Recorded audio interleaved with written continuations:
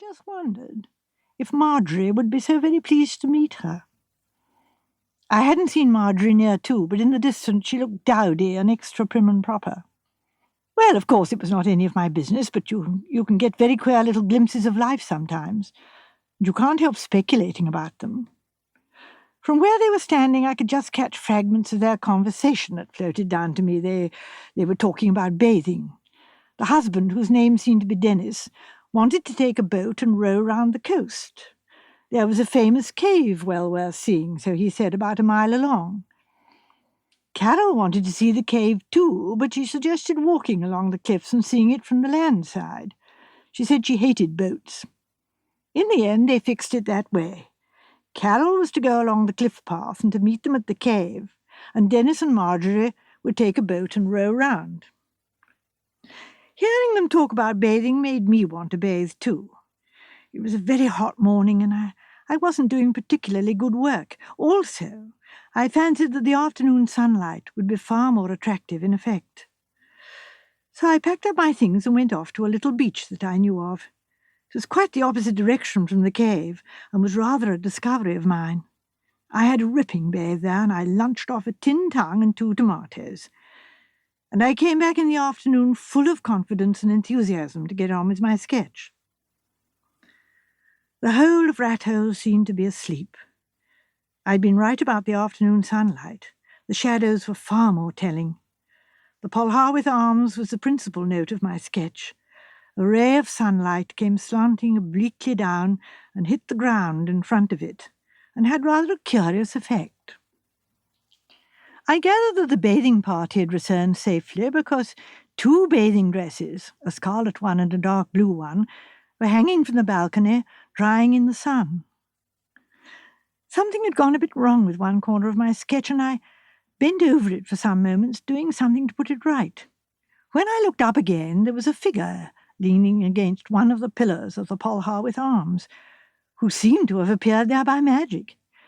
He was dressed in seafaring clothes and was, I suppose, a fisherman, but he had a long, dark beard.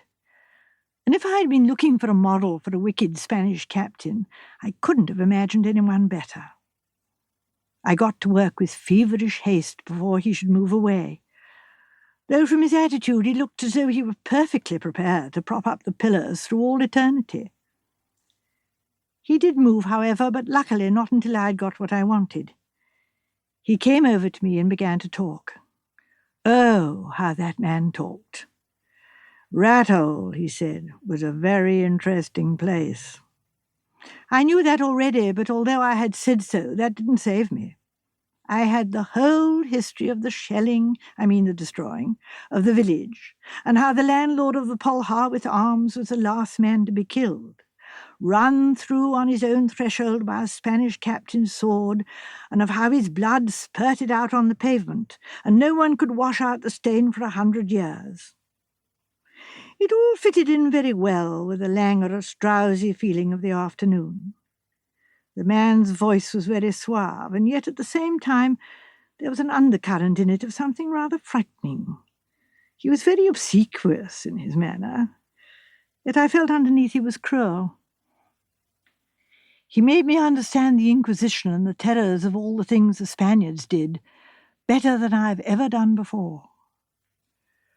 All the time he was talking to me, I went on painting, and suddenly I realized that in the excitement of listening to his story, I'd painted in something that wasn't there. On that white square of pavement, where the sun fell before the door of Polharwyth Arms, I had painted in bloodstains. It seemed extraordinary that the mind could play such tricks with the hand. But as I looked over towards the inn again, I got a second shock. My hand had only painted in what my eyes saw, drops of blood on the white pavement. I stared for a minute or two. Then I shut my eyes and said to myself, "Don't be stupid. There's nothing there really." Then I opened them again, but the blood stains were still there. I suddenly felt I couldn't stand it. I interrupted the fisherman's flood of language. "Tell me," I said, "my eyesight is not very good. Are those blood stains on that pavement?"